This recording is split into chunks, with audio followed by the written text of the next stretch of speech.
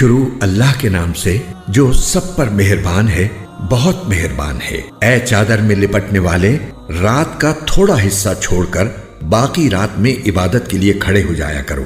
رات کا آدھا حصہ یا آدھے سے کچھ کم کر لو یا اس سے کچھ زیادہ کر لو، اور قرآن کی تلاوت اطمینان سے صاف صاف کیا کرو۔ ہم تم پر ایک بھاری کلام نازل کرنے والے ہیں۔ بے شک رات کے وقت اٹھنا ہی ایسا عمل ہے جس سے نفس اچھی طرح کچلا جاتا ہے اور بات بھی بہتر طریقے پر کہی جاتی ہے۔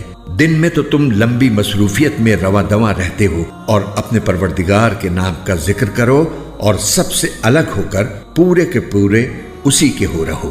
وہ مشرق و مغرب کا مالک ہے، اس کے سوا کوئی معبود نہیں، اس لیے اسی کو کارساز بنا لو۔ اور جو باتیں یہ کافر لوگ کہتے ہیں ان پر صبر سے کام لو اور خوبصورتی کے ساتھ ان سے کنارہ کر لو۔ اور تمہیں جھٹلانے والے جو عیش و عشرت کے مالک بنے ہوئے ہیں ان کا معاملہ مجھ پر چھوڑ دو اور انہیں تھوڑے دن اور مہلت دو۔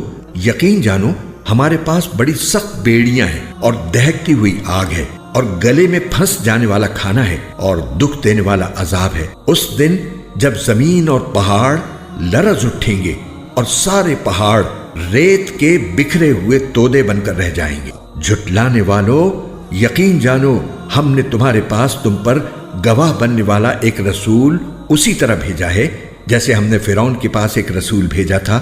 پھر فرعون نے رسول کا کہنا نہیں مانا تو ہم نے اسے ایسی پکڑ میں لے لیا جو اس کے لیے زبردست وبال تھی۔ اگر تم بھی نہ مانے تو پھر اس دن سے کیسے بچو گے جو بچوں کو بوڑھا بنا دے گا اور جس سے آسمان پھٹ پڑے گا۔ اللہ کے وعدے کو تو پورا ہو کر رہنا ہے۔ یہ ایک نصیحت کی بات ہے، اب جو چاہے اپنے پروردگار کی طرف جانے والا راستہ اختیار کر لے۔ اے پیغمبر، تمہارا پروردگار جانتا ہے کہ تم 2/3 رات کے قریب اور کبھی آدھی رات اور کبھی 1/3 رات تہجد کی نماز کے لیے کھڑے ہوتے ہو، اور تمہارے ساتھیوں میں سے بھی ایک جماعت ایسا ہی کرتی ہے۔ اور رات اور دن کی ٹھیک ٹھیک مقدار اللہ ہی مقرر فرماتا ہے۔ اسے معلوم ہے کہ تم اس کا ٹھیک حساب نہیں رکھ سکو گے، اس لیے اس نے تم پر عنایت فرما دی ہے۔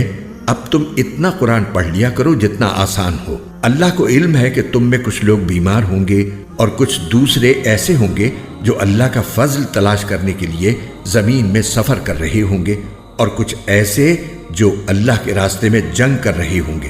لہٰذا تم اس قرآن میں سے اتنا ہی پڑھ لیا کرو جتنا آسان ہو، اور نماز قائم کرو اور زکوٰۃ ادا کرو اور اللہ کو قرض دو، اچھا والا قرض۔ اور تم اپنے آپ کے لیے جو بھلائی بھی آگے بھیجو گے اسے اللہ کے پاس جا کر اس طرح پاؤ گے کہ وہ کہیں بہتر حالت میں اور بڑے زبردست ثواب کی شکل میں موجود ہے۔ اور اللہ سے مغفرت مانگتے رہو، یقین رکھو کہ اللہ بہت بخشنے والا، بہت مہربان ہے۔